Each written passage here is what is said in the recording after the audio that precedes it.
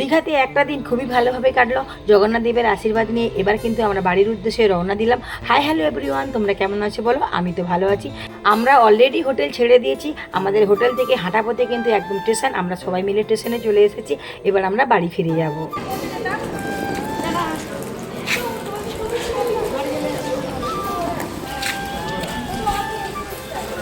বাড়ি যাচ্ছ কেন? আর নেই, টিকিট শেষ। তাই? আবার কবে আসবে? দেখি জগন্নাথ দেব কবে গানে। আমার সাথে আবার কবে দেখা হবে? হবে হবে, কাছেই। এই দিনটা খুব কিন্তু আমাদের সত্যি স্মৃতি হয়ে থাকবে। নেমে সবাই স্টেশনে আমরা ওয়েট করছি। এখানে প্রিয়াঙ্কা দিয়ে মুখ দেখাও। কেমন লাগছে গরমের দীঘা এসে ঘুরতে? ভালো লাগছে? এসি রুম থেকে বেরাইছি আর ভালো না। টিকিট কাটা হয়ে গেছে।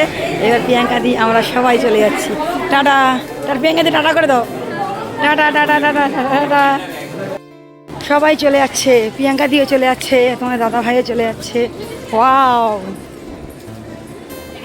আমরা সবাই 10:30টায় দীঘা পাঁশকুড়া ট্রেন ধরবো বলে চলে এসেছি স্টেশনে অলরেডি ট্রেন তখনও পর্যন্ত আসেনি।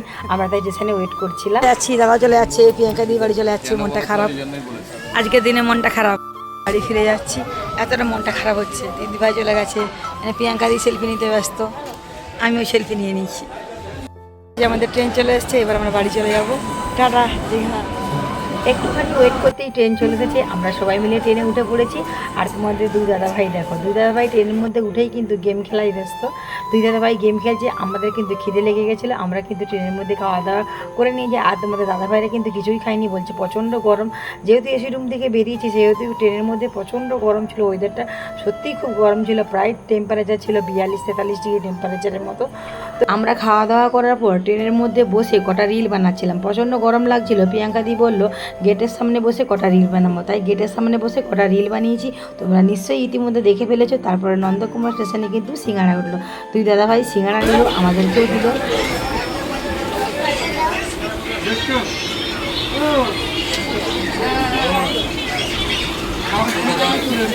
তোমাদের দুই দাদাভাই 2 প্লেট সিঙ্গাড়া নিয়েছিল, আর প্রিয়াঙ্কা দিয়ে আমি 1 প্লেট সিঙ্গাড়া নিয়েছিলাম।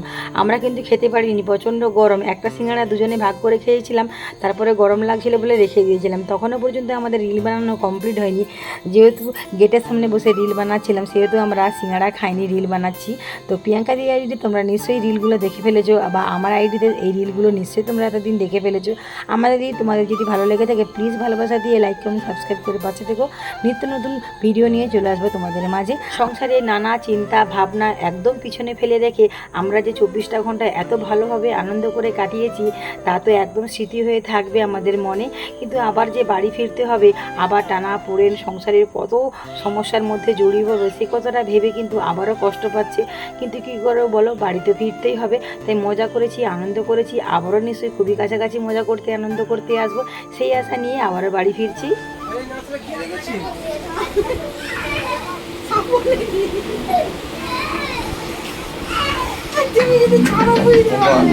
এটার সামনে বসে বসে ভিডিও বানাচ্ছিলাম। প্রিয়াঙ্কা দি বললো কি যেন একটা জিনিস হোটেলে ফেলে এসেছি, তাই সেটা খোঁজাখুঁজি করছিল। তারপর না দেখি না ওটা ব্যাগের মধ্যেই আছে।